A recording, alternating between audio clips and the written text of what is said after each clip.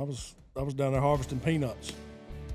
I was actually retired and had left there and went back to help some people in need. And I come out of the field that day dirty, and I remember seeing all these cars. It's on Thursday. I'm like, man, what's all these cars doing here? You know, it's the middle of the week. Yeah. I got to see. I'll walk here and see what's going on. And like, hey, we're gonna have a Bible study. And I immediately started laughing. Like, yeah, okay, whatever. Okay. You know, I've been around here a long time. Ain't never been to a Bible study. You know? Yeah.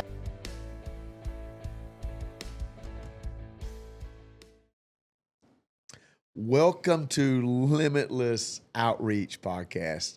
We're so great to see all of our friends today. We got some of my buddies in here. It's great to be in the Limitless living room. We're not adding any signs today. We got signs everywhere, but we're not adding any signs. But we did add friends today. These are two of my great friends that we have found. We've pulled them into podcast room. We've pried them with everything we have. It brought them in the room. They said if they would come on, then I could sing. So I may sing before the night's over. But anyway, this is my great friend Jeff Hall and Kevin Barrineau, which my phone, whenever I use Siri, has no idea who she's calling when I say call Kevin Barrineau. But anyway, so I'm thankful to have two of my great hunting buddies in the room today with us in the Limitless living room. And we just want to talk about for a few minutes how in the world we met. Jeff and I go way back. Like, I don't know how long. Probably, how old are we? I'm 25 and you're, no, how old? I'm 46. Yeah, you're a year older than me. So we go back to 5th or 6th, 7th grade, somewhere in there. 7th grade that you came to our school, Meriwether. And so that's how far we go back. And you and I have a lifelong events, yeah, to say the least, of some of the greatest fishing and hunting memories of my life. Yep. So I got Jeff on one hand, Kevin Barrineau on the other side, who has not known yet the extent of how great of a hunter I am. That's funny. Yeah. He has not known me long enough to know how really good of a shot I am and how good I fish and how people around me have to cut their lines because they get tangled up in my lines somehow. But I love Kevin. I love Jeff. Great guys that truly the kingdom has blessed me with, to know and to be a part of. We got to tell some of these stories, Jeff. All right. I've got you probably have some on your mind. The one I was thinking of today was when we went up to Lake Russell that first time about 25 years ago. Yeah. I got a phone call. Hey, I know where Shellcracker Bed is. We don't know where we're going. We don't have cell phones, which don't matter up there because there's no signal. Yeah, you ain't using them up there. No. We have no signal. We took 2 drinks apiece and a pack of crackers because we didn't expect to catch anything. And we caught fish all day long. Sure did, all day. All day. Cane poles, whatever we could do. We catch bass. We said we're never going to fish anywhere else again in our life. You throw a lure, we catch bass, we catch brim, and we wore them out. For somebody we did not know where we were going, come all the way home, and we was cleaning fish on the dock. Yep. And this is where the story takes a turn. We always would stand on the dock in the water about, right above your knees in the water, and clean the fish, and the guts would go in the water. And then we clean the fish right at dusk dark. I mean, there is a pile of fish. I cannot say how many fish we have, but we have put fish in everything we got. There's a few. And we clean the fish, and I'm looking down, and I see a red tongue do that in between my legs in the water. A snake is down there in the water between my legs, eating the fish guts that I'm throwing in the water right between my legs, and I jump out of the water, don't even say nothing. I'm gone. I'm terrified of snakes, and I'm gone. And Jeff jumps up, he don't know what in the world it is. I said, it's a snake in the water. It's a snake. Like he had springs on his feet.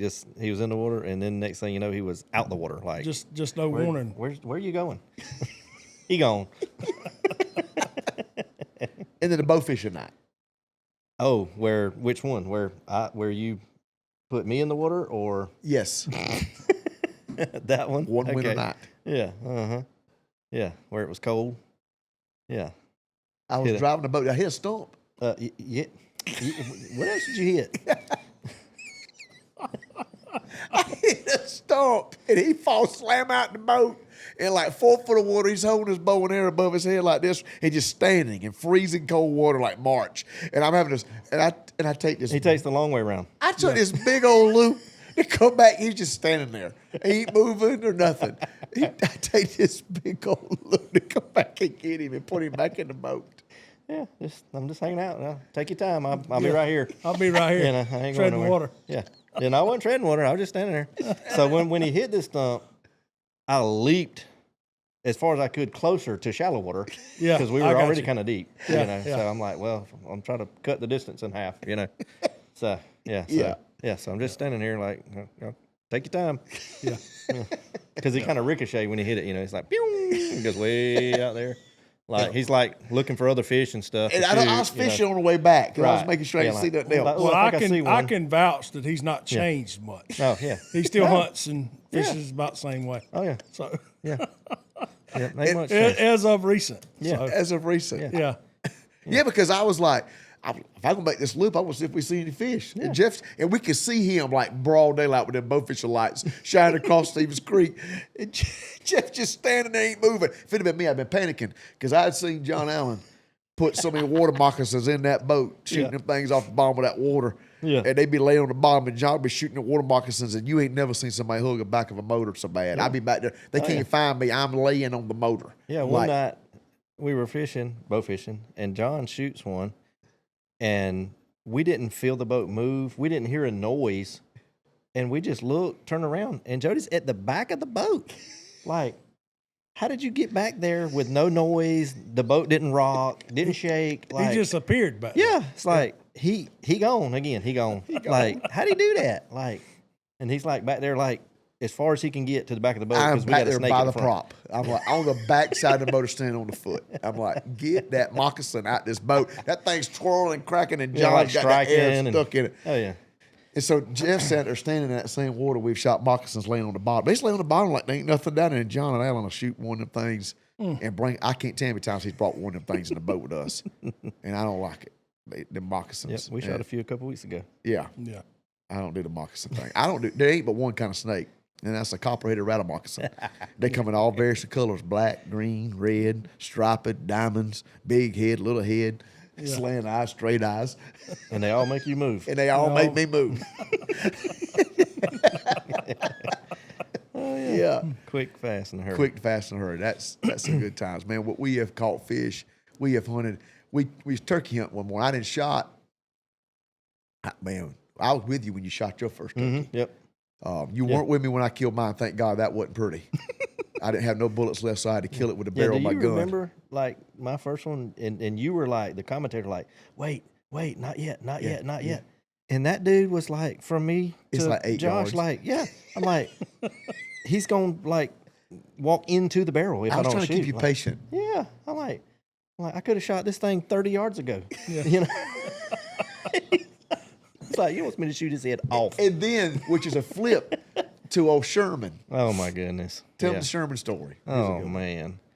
So I don't even know how many years after that we done killed a bunch of turkeys in between that first one and however many you had killed in the meantime. But we've been working a bird for about 2 weeks.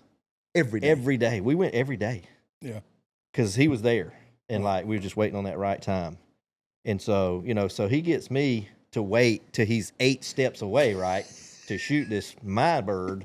But so here we've been working this bird for 2 weeks straight, And he's coming. and this morning he's on the way. It's all like everything's ready. He's ready, and so we've been working him about 2 hours that morning, that long to get him to even commit, and he finally commits, and so he's getting closer, and so we set up. But here's where we messed up. We set up about I don't know, probably 15 yards apart. Yeah. Right. And so we weren't like close enough to like Talk. Yeah. yeah, like we Yeah. couldn't talk. And so And so this bird, he finally gets close enough to where we start seeing him. I'm seeing him. I'm like, oh yeah, he's coming. And he's probably, at this point, he's probably 90 yards away. And we see him right, and here he's coming. I'm like, okay, it's happening. So I'm back here calling and scratching in the leaves because Jody ain't much of a caller. I ain't doing no calling. Yeah. He ain't a turkey caller. He's a turkey killer sometimes. Yeah.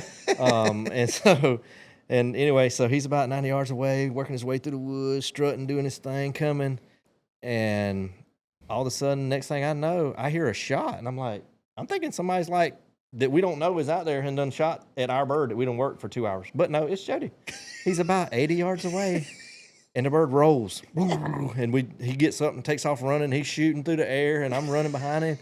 And I was like, I'm thinking he's done shot at a different bird. Like I didn't see another bird and slipped in on us because I'm like watching this one at 80 yards. Yeah. And I'm like, so we go to stepping this thing off, and there's a creek that we don't even know is out there. Like a little one, 2 foot wide creek that we don't even know it's out there. So like we're walking, we're stepping it off, and we find the wad at about 60 yards. Yeah. Before the creek, and then like he was on the other side of the creek, and so like this bird's like 80 yards away, and he couldn't handle it no more. I guess I couldn't take it. I'm finna let you I have thought it was it. at 30 yards.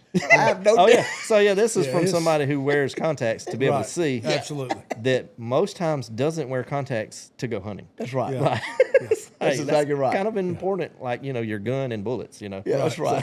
That's exactly right. I just at that time I was like, you know what? I thought he was close enough. Like I was like, I could see him. That means I can kill him. And so I have to be babysat when I turkey hunt. Oh yeah. I have to have rangefinders or somebody telling me don't shoot. Yeah. I'm patient when I don't have the gun, but when I got the gun, patience is gone. Like, Oh yeah. I'm gonna shoot him a Gavin. I'm gonna let him so have I'm it. ready to shoot it. I'm fixing to let him have it. And so that shooter McGavin is fixing to come out, and I'm like, I'll never forget it. We never killed Sherman. That sure dude, didn't. and we called him Sherman because he had a beard We like said a he had a paintbrush. paintbrush like Sherman He Williams. had That was his nickname. we call him Sherman Williams, like Sherman. Right in front of my house would roost when I lived in Edgefield, and he's in front of my house. All I had to do every morning is walk off my porch and go try to kill him. And for 2 weeks, he would do what we didn't want him. That morning, he was on a he was string ready. coming straight at us. And I shot at him at 80 yards. I was like, Jeff, why didn't you have me shoot? He said, what are you shooting at? Yeah. I was like, that's the turkey. Had a ghost turkey. We had so many fun turkey Oh, hunts. man. I mean, we had that one turkey hunt. I'd shot one opening day. That's back when you kill two on opening day. I killed one that morning. I killed one that evening. I said, and you hadn't been yet. I said, hey, I know where a pile of them are. Yep. We're going to go. And I said, we'll let you shoot. We go to the spot I think they're at. They're coming. Jeff, I'm like, they're coming up this road. They're going to come up this road. We sit there, and we sit there, and we sit there. I'm like, they come up the road. And all of a sudden, we hear turkey go about 500 yards behind us. Yeah. I'm like, they're behind us. So we take off running, and we run. I ain't in shape enough to turkey hunt no more. That's the problem. Yeah. We run across this clear cut. And by the time we sit down in the woods, you can see them coming. I mean, we were 10 seconds later, they'd have busted us. Oh, Right. And so I'm like, there's 5 longbeards walking in a row. And I said, Jeff, well, you've not killed one yet this season. I done killed 2. You shoot first. Yep. You shoot when you can shoot. You do a 1, 2, 3 shoot when you can shoot, and I'll just make whatever happen. Well, sure enough, wouldn't you know, Jeff's going to count on 3 when mine's standing behind a pine tree. He's like, no, not yet. Not yet. Not I yet. shot anyway.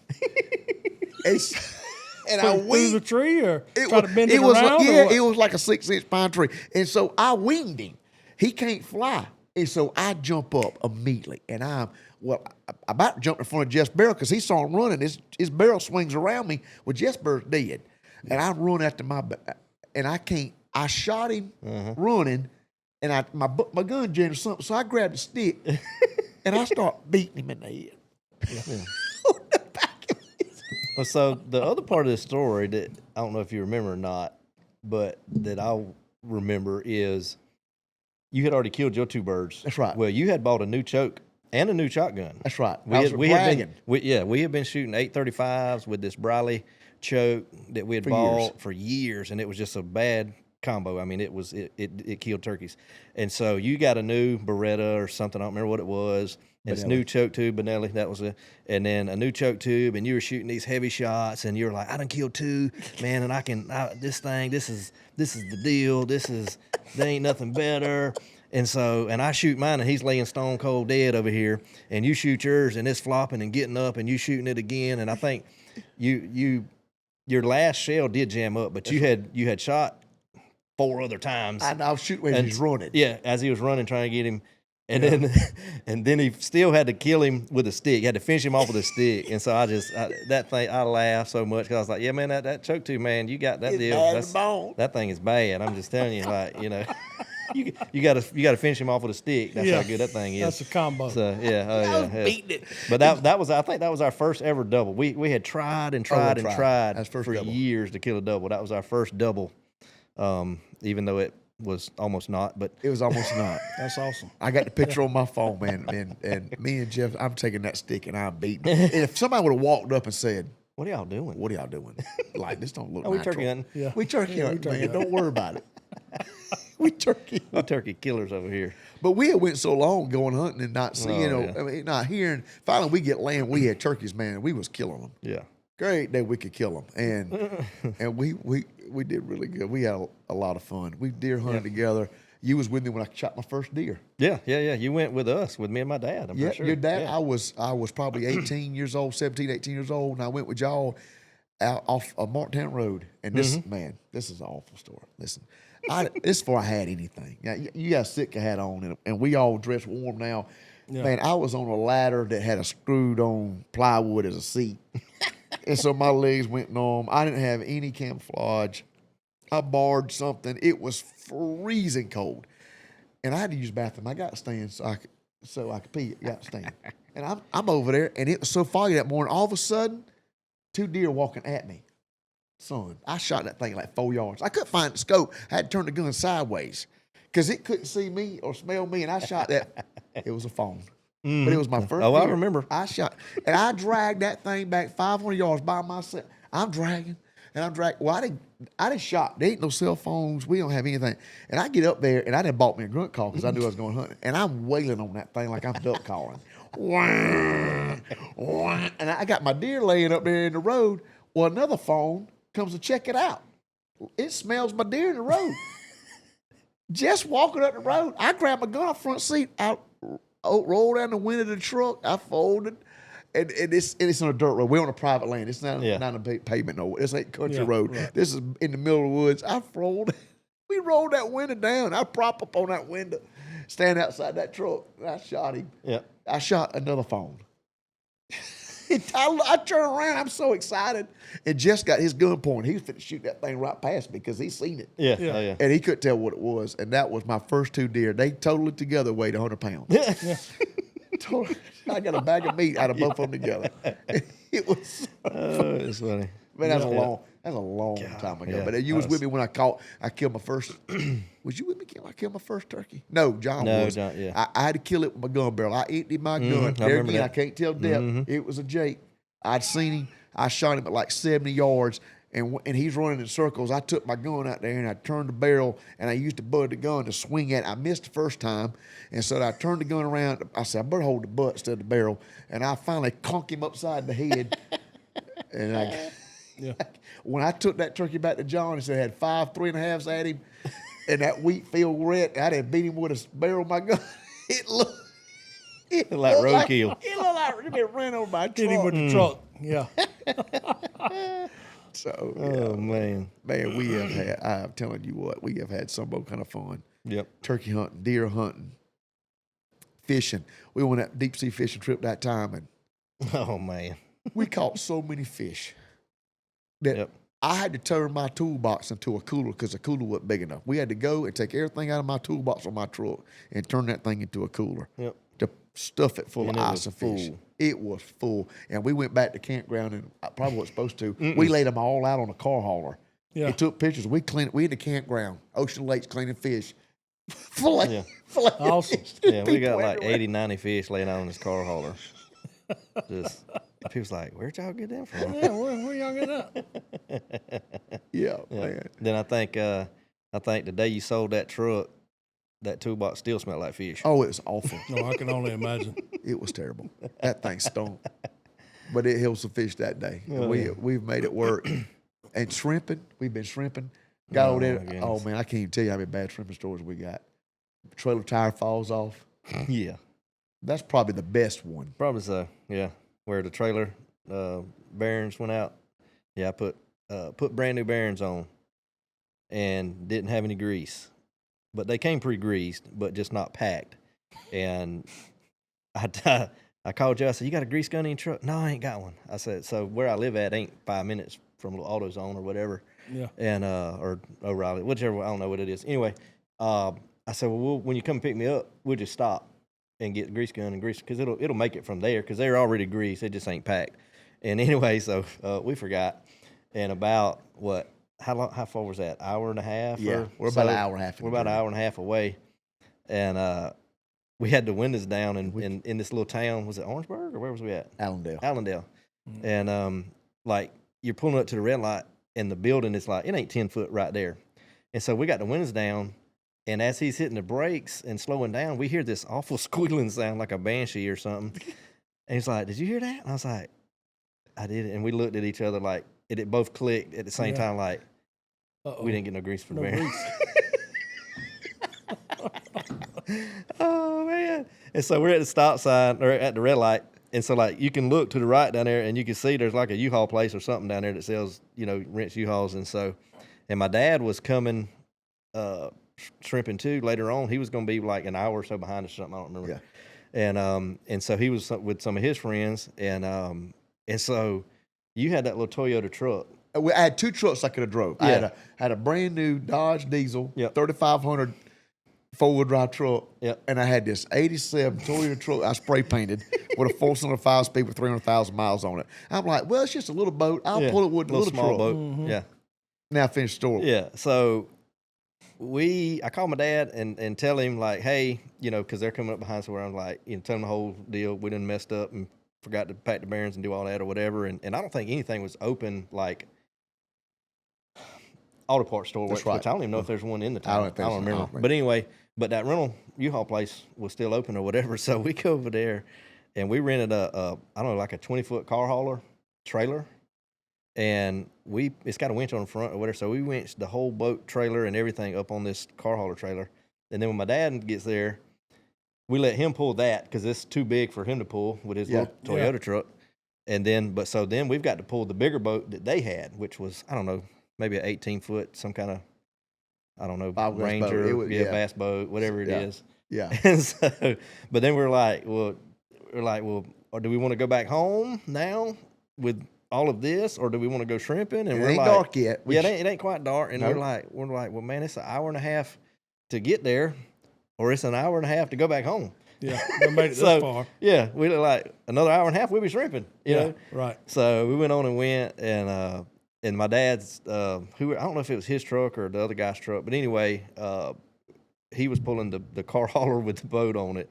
But so when we got to the boat ramp, we just backed the whole thing, car hauler, everything, all down in the boat, all the way till it got deep enough to unload the boat. Oh, great day. Into the salt water. Just we here, we going. We going shrimping. So we backed the whole thing into the water and offloaded the boat, went shrimping, and I don't even know what we did. I think we called a Ziploc bag. Yeah, I think we it was an off night. all night. Yeah. I got home, the sun was coming up. Yeah. And we called a Ziploc bag full. When if I could go back, his dad said, "Do y'all want to go home, or y'all want to keep going?"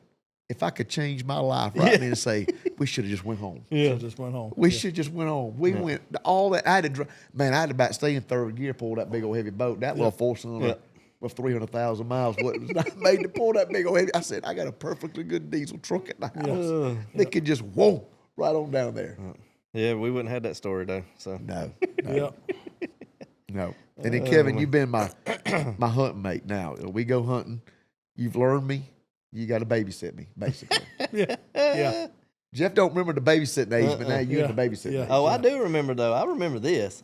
I remember almost every time. I mean, when we left, when we were done hunting, Oh, You I done? left the trail. Oh, you done left something. You done lost something. You done left something. You done dropped something. Drop something. Oh yeah, he leaves a handsome griddle trail, son. When he goes, yeah, oh yeah. Yeah. Yeah. Oh man, I can't find my glove. Oh, I can't find my mask. Oh, I can't find my release from my bow. I can't. He's leaving something in the stand or between there and the truck. I promise you. Yeah. Oh yeah. First So time I we- didn't remember the babysitting part, but I remember I done Yeah. lost some part every time. Yeah, the first time we went, he supposedly shooting at some snakes on the way to the stand. Oh yeah. I didn't find out this like 6 months later that his gun goes off every now and then or something. Right, You yeah, got yeah. to remind him not to load it till he gets where he's going. That's right. So that was a little bit unnerving. But, Yeah. you know, we made it through. Yeah. It's been pretty good. It's been good. Oh man, we have fun. That's the whole gig with me.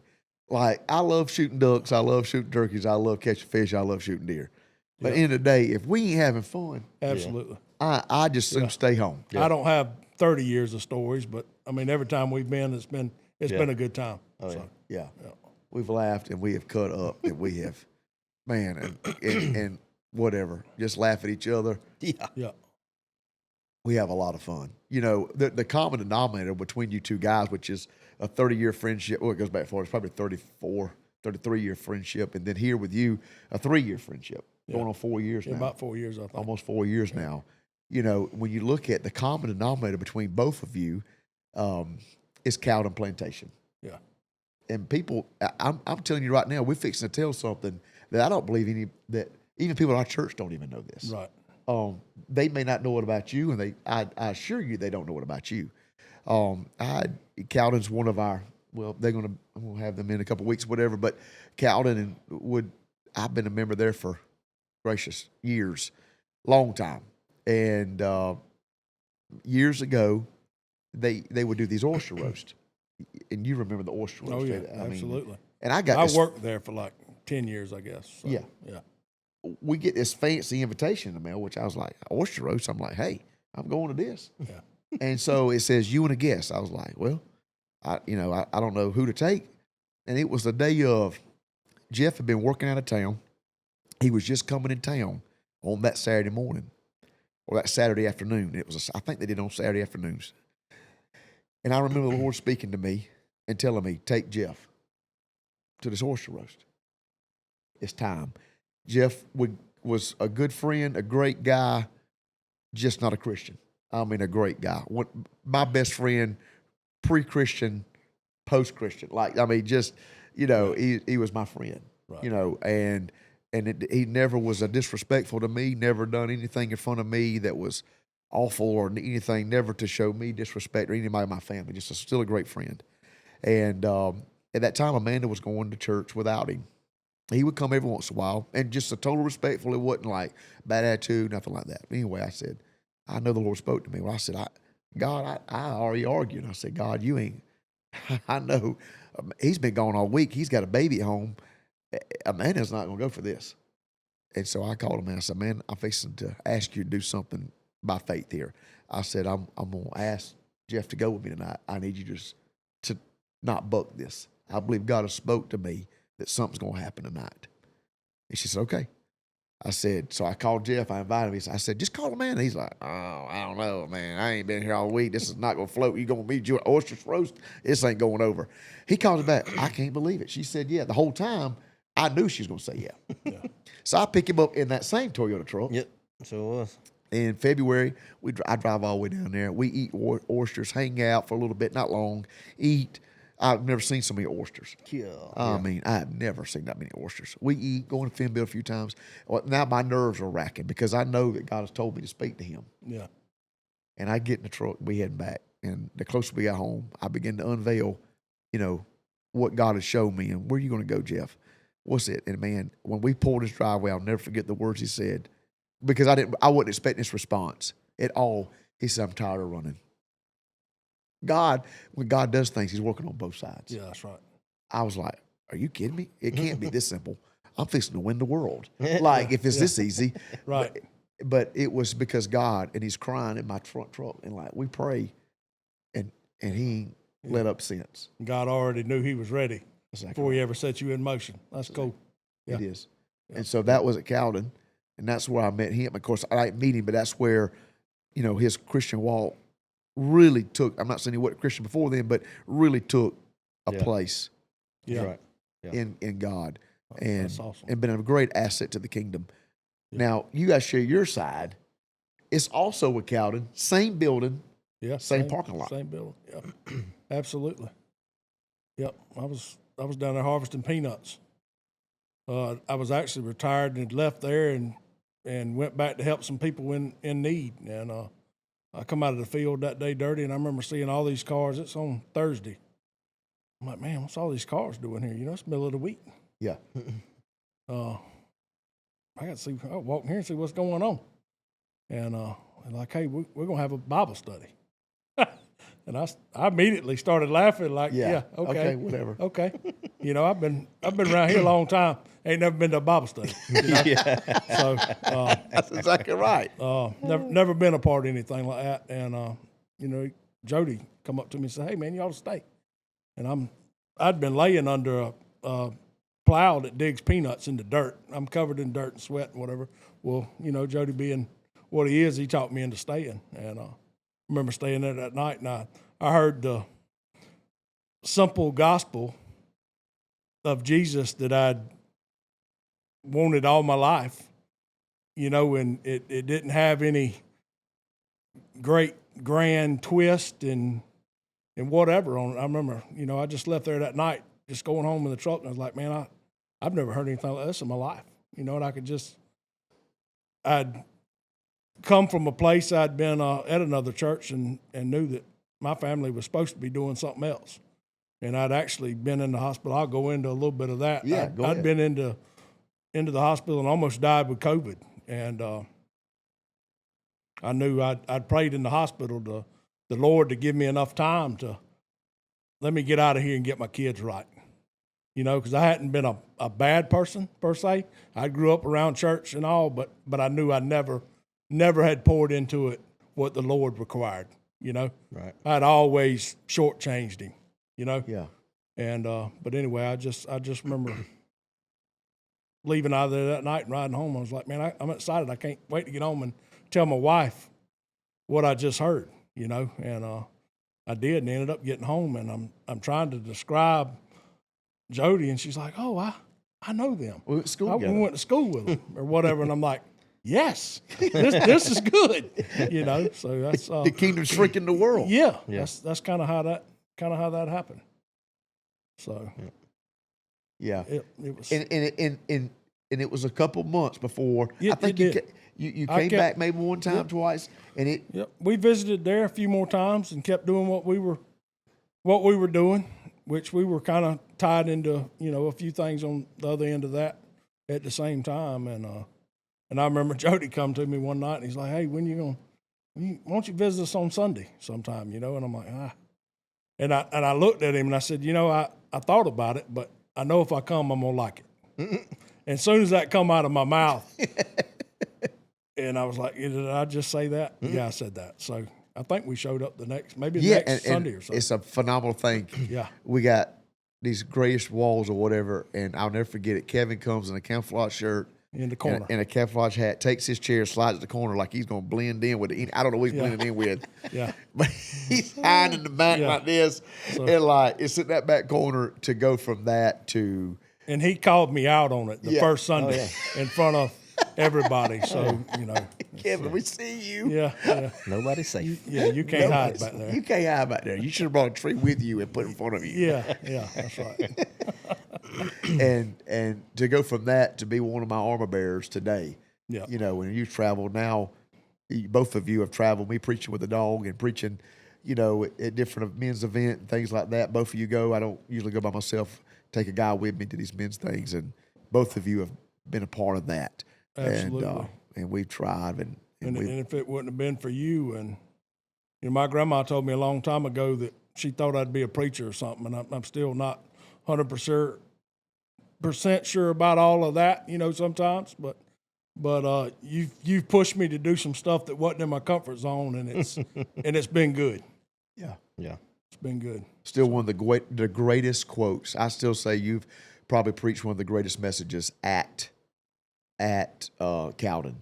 And when you stood up there that day and you said the greatest harvest that ever come out of this place is the souls inside that building. Yeah, yeah. That's still the greatest quote that I will ever hear out of that building. And you know, I'm no speaker or anything. I mean, that was just, I don't even know where that come from. I'm the one that said it. You know, it had to be from God. That's right. And I believe going back to, you know, he got saved over that building and that property down there, and I kind of made my turn for good down there, and we still see people's lives continuing to change and show up down there. It's just been good. It is. And what's common denominator between both of y'all is I didn't know you for 15 of the years I was a member. Yeah, that's right. I'm a member and you worked there. Yeah, I farmed down there. And how we never, and when we say farm, I mean, I'm literally driving past the fields and past the tractors and having to go around the tractors. And I've never even recalled ever seeing you there. Right. Like, exactly. And I'm there the whole time. You're there the whole time. Yeah. Never said one God word. never brought us together till it was time. Till it was time. Yep. And then with him, known him all these years till finally one day it's like, hey, now's the day that we do this. That's right. Yep. And God had to put me through whatever in the COVID and give me the shove I needed to get me in place to, you know, meet up. And same thing. It's just, man, you get to looking back how God tied everything together, and it blows my mind today, still every day. It's timing. And the more you start realizing that and being aware to what's going on around you in the kingdom and seeing God tie things together, it just blows your mind. Yeah. It's just, you know, sometimes it's just, I don't even know what you can say about it. You know, it's just, there's no way man could you know, manufacture this. Yeah, he could you not. just can't make it up. You can't make it up. To the way God has done. And now, you know, we're going to church with your family and part of them, and they're in the ministry, you know, part of them are doing parts of the coffee shop things. And it's just the way it works and it weaves. Men and women could not sit down at a table. You couldn't script it. You could not script what God does on a daily basis. How do we go and sit next to each other or drive right? I mean, we're within feet of each other. I wonder how many times at Calen, you and I are in the same building together. Oh, I and I've never even remembered you. Yeah, for sure. And God had a purpose. God didn't want me to know who you were and what you come from? Is it God not want you to know who I mean, I don't know. But God's timing is perfect. Right, yeah. And that we can be in the same building with people on a weekly basis, a yearly basis, and not even know that we're walking by the very people that later on down the road will help us get to the next place in heaven. Yeah. And the next place in the ministry, the next place in the kingdom, to push forward to be something great and spectacular for him. Yep. And both of you are very diverse, different in what I believe your callings are and what you do. But at the end of the day, I mean, actually be speaking at the coffee shop next week for us, you know, for people. And I've heard you speak, and I don't think your grandparents missed it by no means. It takes time, but to fulfill what God's plan is in our lives. And I'm thankful to be a part of both. Love your family, love your kids. We cut up. We've even done the daddy-daughter duck trip this year. Yeah, of course, you absolutely. went, even though your daughters are grown, you know, we did the daddy-daughter. Yeah, we drug him along anyway. We drug him along. We had to fill a spot. And so Jeff went with us, and we went with the daddy. It was funny. Everywhere else we duck hunt is the nicest stands. Like, they are like pristine, like couches and bathrooms and kitchens. And we take the girls. Yep. And this thing looked like at any minute we gonna sink. It's the real deal. It was the real deal real duck deal. hunting. Yep. And I remember standing up and Groover's on one end and Jeff, we stand up and Groover's like, I love this. Yeah. And Kevin's like, this is the best thing I've ever seen. And the girls is like, where's the ones from the pictures? Yes. Yeah, that's right. Where's the duck blind for the picture? We don't what's see a this cabin couch. tell us about? Something's fit to bite me in this couch. I don't know what's going on. We got gypped. That's what they were thinking. But the boys was like, yes. Yes, we're living this thing. We like this. And the girls is like, nah, we want to go to one for the pictures. Yeah, that's it. So it's funny. And I think they all want to go just so they can all sit, because that's all. Yeah, all the girls that's just what it want to was. camouflage. It had nothing to do. All I see is selfies being taken place the whole time. That's all they're doing, is taking selfies in the blind and Snapchatting and whatever. That's all they're doing the whole time. So, but we had fun. We took them, and they hung. It's cold. There's no sleep when we duck hunt. It's hardcore. That's right. We ain't sleeping. We drive and we hunt and we drive back home. And we're back home for church. That's right. So, And so she is. yeah, people think we go into blast and vacation, and man, we wore out when we get back. Yeah. That's right. No, you're exactly right. Yeah, 100%. Well, you know, I'm thankful to be called both of your friends and love what God has done through you and continue to do with you and your families. Amanda plays a huge part in this church and the school. Your wife, I mean, she is hands-on immediately. She helps with those kids, loves it, don't bat an eye. yeah, You know, Miss Sherry, great. And like I said, I went to school with her, probably more her sister. I think I'm probably a little bit older than Sherry, but Janice. Yeah.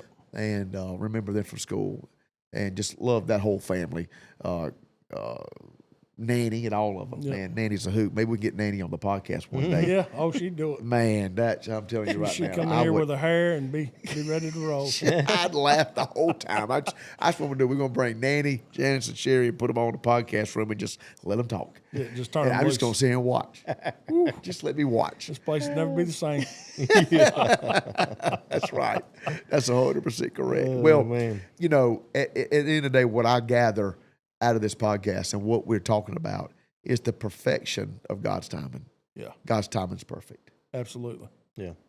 What we would look and say, 15 years I walked by you. How did I not see you? How do I not know you? Yeah.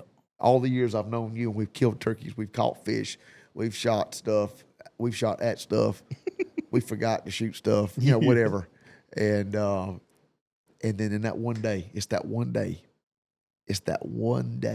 that made a difference. Sunday's message was that we spoke about Moses and loose your shoes. Yeah, right. You got to dump. You got to loose them.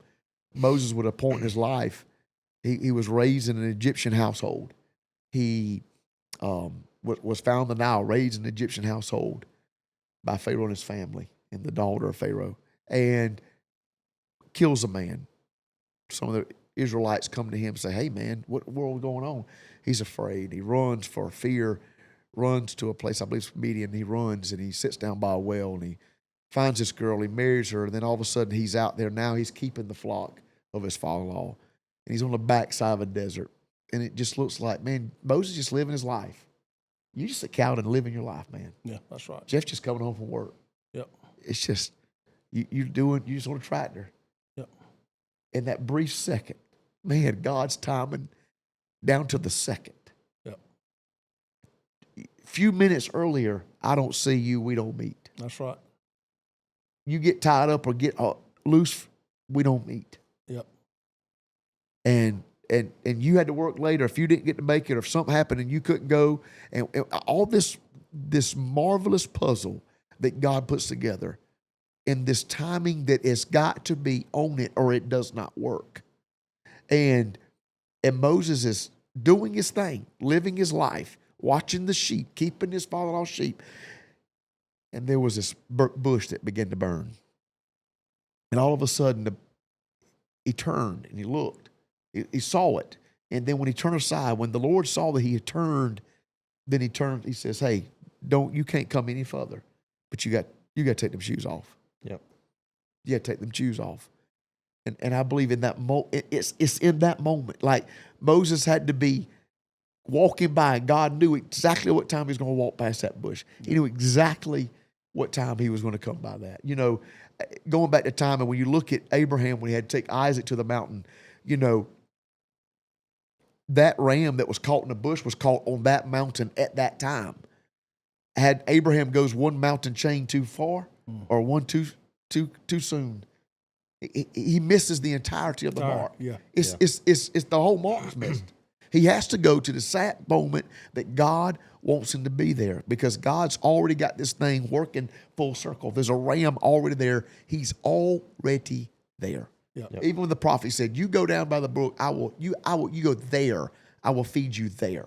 Yep. Like the prophet Elijah, when he goes down by the river and all of a sudden God's going to sweep down in a chariot of fire, he knew where he had to go to meet. I mean, it's all this timing that I think that we look at it fishing and duck hunt, like it's timing. Yep. Like you got to get Absolutely. a cold front. Man, you can duck hunt on Thursday and not see a duck in the sky.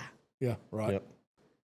You let that cold blast of air push them ducks all night. Yeah. And the next morning, you got to get them off the end of your barrel. Yeah, Yeah. completely. The day before, you think it's the camouflage, the decoys, the calls, the spot. sunglasses. The next day, I can be in a white shirt, white pants because of timing, and it does not matter Yep. Yeah, because it's timing. Yeah, when that's them right. shell cracker, we call that day, it's timing. You got to get that moon, you got to get that water temperature right. It's all about timing. Yep.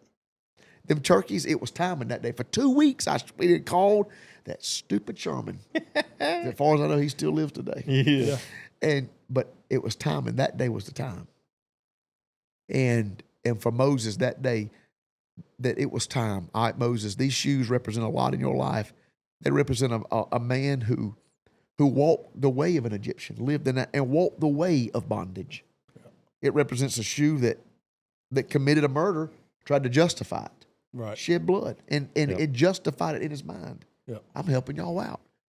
I mean, I look in our past, in all three of us here that sit here today, that we all have walked maybe it was 10 years, 20 years, 30 years, 40 years, 50. It doesn't matter. There was a period of our life that we walked the way of bondage. We walked with it. Yeah. We're walking with it in the same rhythm it walks. Yep. There was a day that Moses walked in the house of Egypt, in the palace of Pharaoh, and he's walking in the rhythm of an Egyptian. Yeah. And God knew them shoes. Well, we're going. Them shoes can't come. They got to go. Yeah. That's right. Both of you and all three of us. There was a time in your life you walked your way. Yeah, absolutely. You walked your way. You did what you want to do. All three of us have shed blood and tried to justify it. Not physically, we ain't killed any people, but we have hurt with our actions, with our words, with our deeds. Yeah.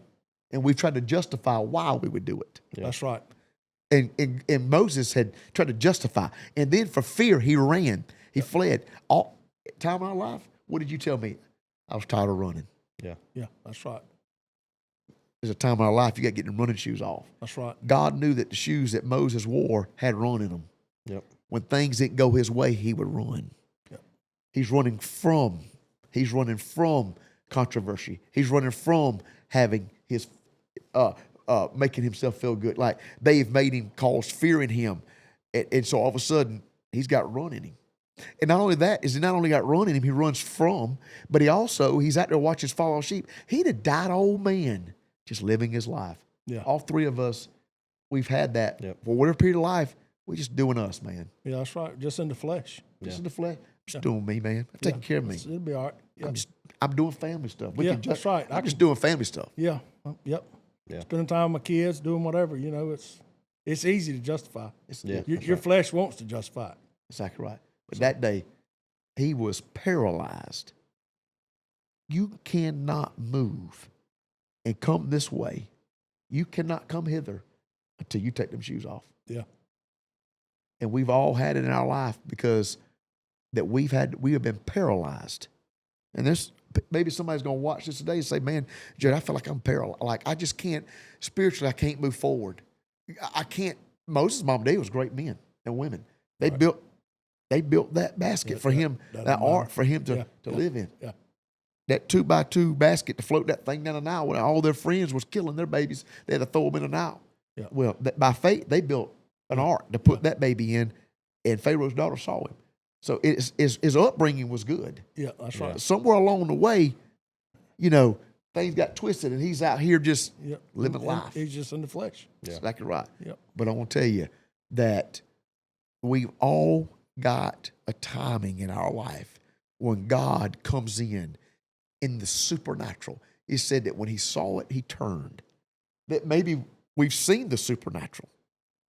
We've got the posture. We've turned, and we're directed in the right way. We have the posture right.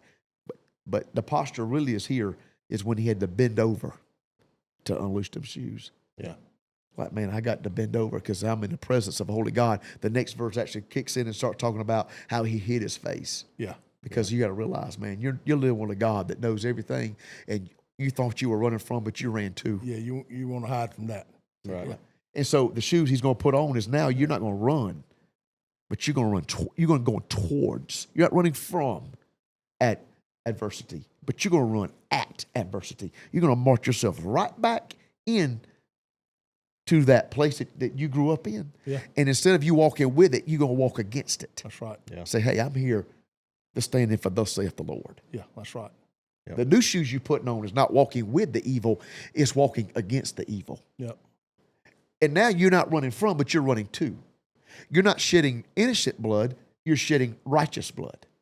Righteous blood that God says, hey, there's some evil here that's got to be destroyed. Mm-hmm. And this is right for God to destroy this, to bring forth God's people out of Egypt. And so everything God's doing, he's trying to put a new set of shoes.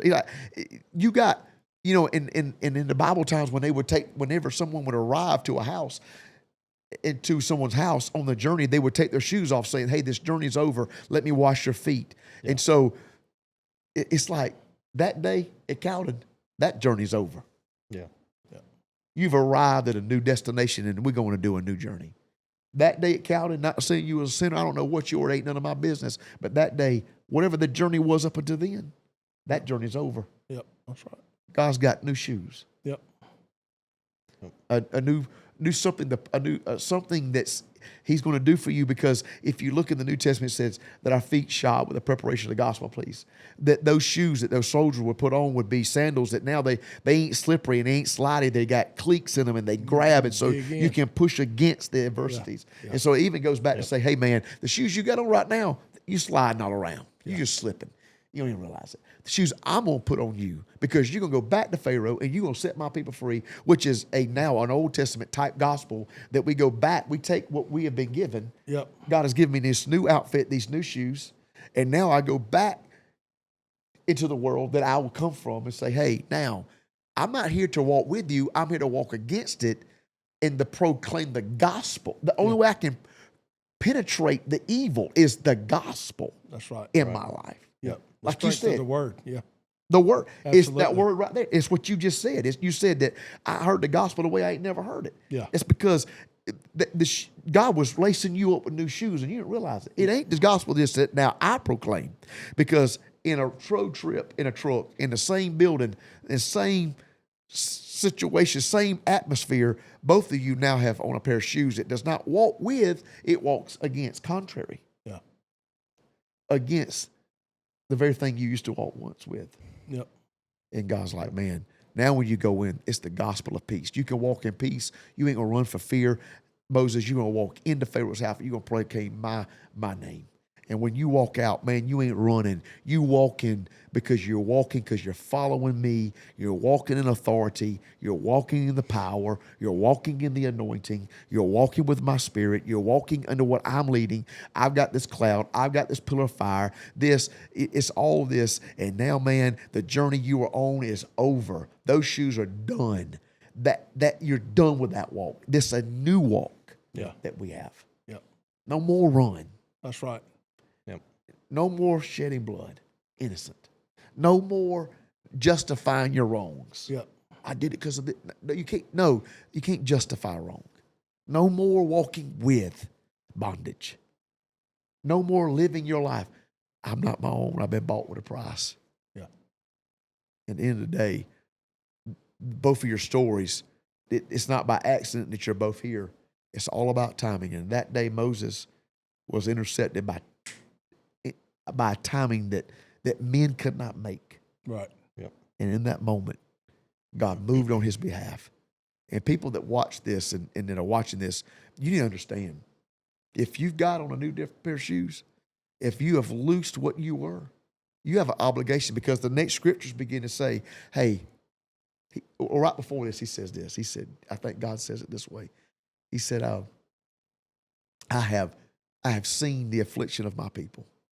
I've heard about what they're going through. Yep. I know their pain, and I'm going to come do something about it. How did God do it? Through Moses.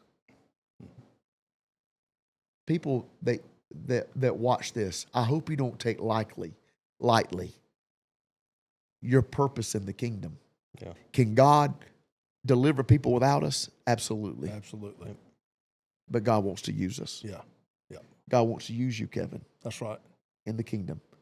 Whatever you've done up until this moment in your life, It's been good. I believe you were a Christian long before you met me. I do. But it still was time for a new pair of shoes. Yeah, it was. I don't believe that Moses was an evil man by no means. No. But it's time. Hey, I know it's been fun and games, but now Yeah, that's right. I got a people that need to be delivered. I see what they're doing. I see what they're in. I've heard their cry. I know what they're going through. And the big thing is I want to set them free. I want to deliver them. I want to come down and do something for them. And I believe that people that watch this, they don't need to take this lightly. That's that right. we need to understand our calling. That if God manufactured all of this Right. to save you, it's got to be more than just about you. Yeah, it's not about me. Yeah. That's right.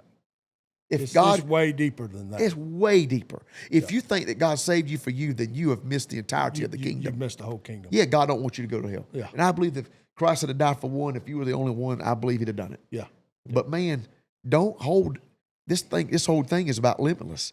Man, don't put limitations on what God's doing. Yeah. Right. You know, it's funny. Back, I used to pray to God. I grew up on a farm, and my family didn't want me to farm. And later on, all I wanted to be was a farmer. You know, and I got down there that night speaking in Calen, you know, and the whole harvest right there on that place would be souls.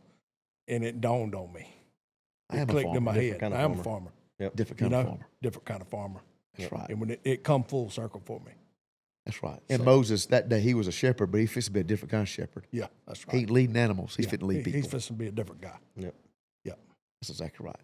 Same thing with Jeff. Catch fish. This guy can catch more fish than most everybody I know but me. And at the end of the day, Oh, but yeah. it never was about the fish. It ain't never been about the It wasn't. ducks. Yeah. It's never been about the farm. Yeah, that's right. It's always about souls. It wasn't about the whale that he ran to, and it wasn't about the animals he was keeping. Yeah. Yep. Amen. God says, I'm going to take what you are and move that to the spiritual and to set people free. Yeah. And I hope today that somebody that watches this understands that God's timing is perfect. Yep. It's never too late to see the bush burning. Yep, exactly. It's never too late to bend down and loose some things off your life. Loose them shoes and to be the man, the woman, the boy, the girl of God that he has called you to be. And do not allow limitations on your own life because of your past. Yeah. Yeah. Turn all that loose. Unloose all that. Free from it. Yeah, I'm free from that. that's right. If God took the time to call you, he's going to take the time to teach you to be exactly what he needs you to be. Yeah, that's right. And God's working all things together for his glory, for his good, for my good, for his benefit, for my benefit, for your benefit. I mean, he's just making this thing work. And today, I hope that it's all is well with our soul. It's my mom's last words on a sign behind us. It's well with our soul. And I just want people to know tonight, when you or whenever you watch this, you need to share this with somebody. But more than this, you need to share your testimony of what have you had to lose. What did you have to unlatch? Yeah. What did you have to? We need to go in our closets, Yeah. our spiritual closets. And there's some shoes that don't fit no more. That's Quit right. wearing them. They can't go to where you're going. Yep, just take a moment with it, and it'll all come clear. There's some shoes Yeah, that you used to do in a past life. Man, you ain't that person no more. Take them shoes off. Yeah. Lose who you were.